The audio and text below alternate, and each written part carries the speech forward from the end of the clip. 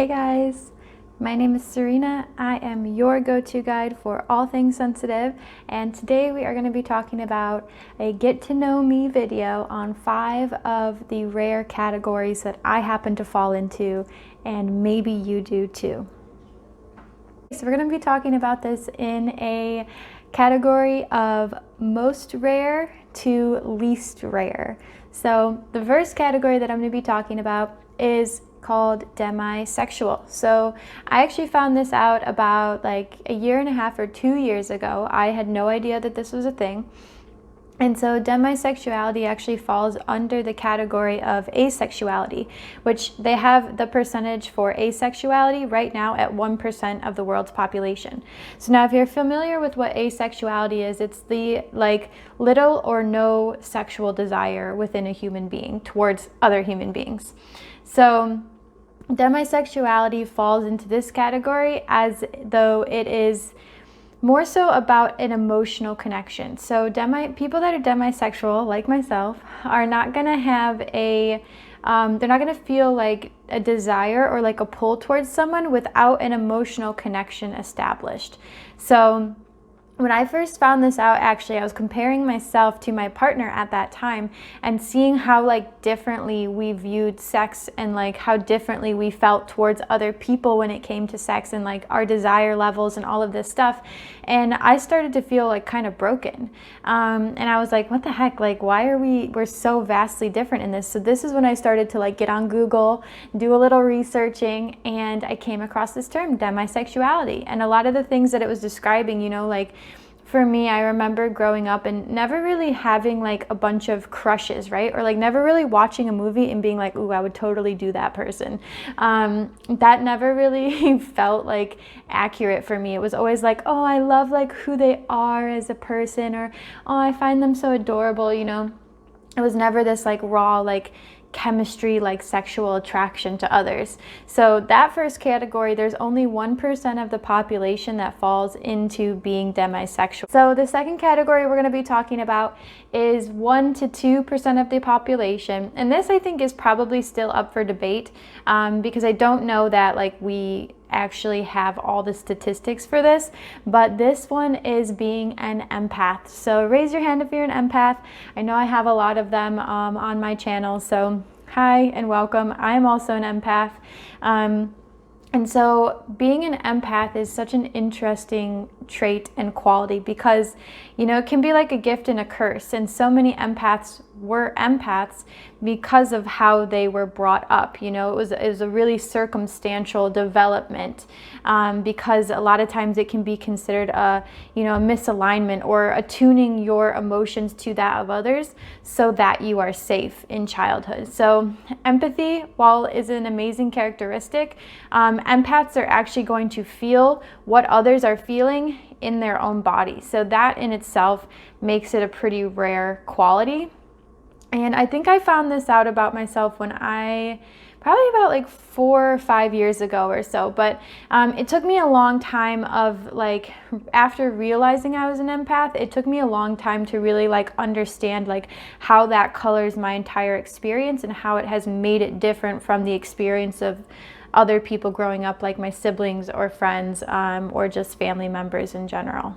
So the third rarest, one of the rare traits that I'm going to be talking about today is that I have green eyes. I don't know if you can see in the video, but green eyes. So in, I think the US specifically, it's 7% of US people have green eyes, but in the world's population, it's actually 2%. So having green eyes is incredibly rare.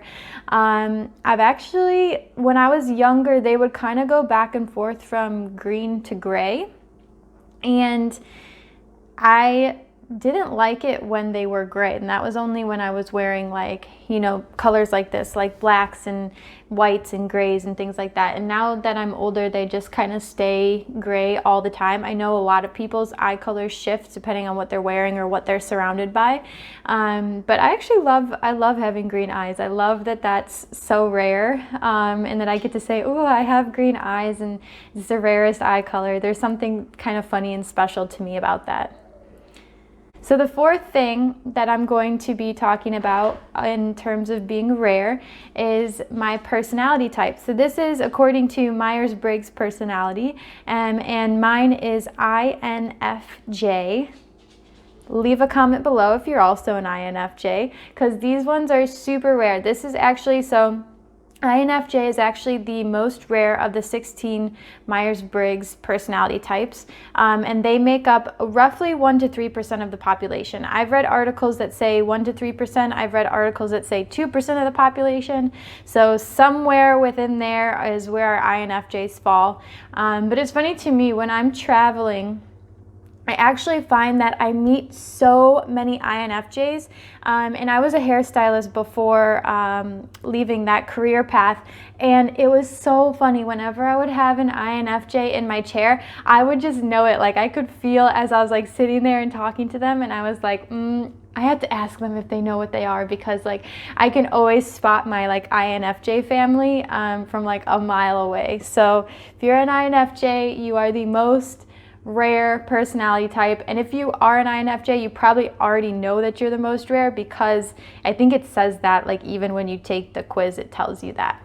And last but not least, in our rare category traits is the HSP. So I am an HSP. I am a highly sensitive person, and about 15 to 20% of the population fall under highly sensitive.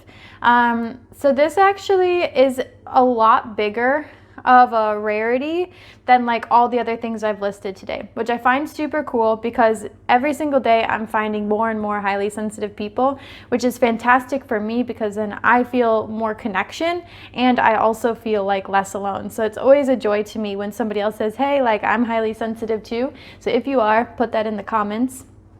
And yeah, being highly sensitive, I think I found out that I was highly sensitive actually a little bit after I found out that I was an empath. So probably about, I don't know, maybe 2 or 3 years ago, I found out I was highly sensitive. And actually, if you've listened to any of my other videos or watched any of my other videos, I have a story about how I tried to break my high sensitivity.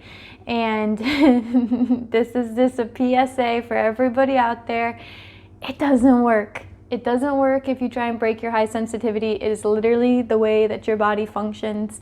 It's not gonna happen. But I remember when I first found out I was highly sensitive, you know, it felt like a weight was like lifted off me, because it's like, oh my gosh, everything I experience is actually a thing. And then, you know, this, my spirituality and my spiritual nature, I'm like, well, I'm the creator of my reality. I can change this. And so I went on a whole, almost like 2-year long, I don't even know what you want to call it, maybe a tangent, 2-year long tangent, where I just did everything in my power to try and make myself as uncomfortable as possible in order to break this sensitivity. And guess what? It didn't happen. I broke. And so being highly sensitive for me has been a bit of a challenge, because growing up, I didn't want to be considered highly sensitive, or just like sensitive, period. I was always being told I was too dramatic, too much, too sensitive, making everything a big deal. And then I realized that's just how it works. That's just how my body works. It feels things that are a 10 that other people feel are like a 3 or a 4. So, you know, some things you just have to learn to accept, and if you can't learn to accept them, then you try and change them, and then you create circumstances in your life that reflect back to you all of your, own insecurities, all your own shame, all your own guilt. And then you realize that you don't actually want to change these things because they're gifts. There you have it, guys. That was my 5 things, 5 rare qualities that I have getting to know me a little bit more. And that was being demisexual, being an empath, having green eyes, being an INFJ, and being highly sensitive. Let me know in the comments below if you have any of these traits too, or even multiples of them. I find it very, very interesting when I can meet more people like myself, because it does not happen very often. So I would love to know what qualities you guys have in the comments below. Let me know if you have green eyes, because I rarely find other people that have green eyes. But with that being said, hope you liked this video. Subscribe if you're new.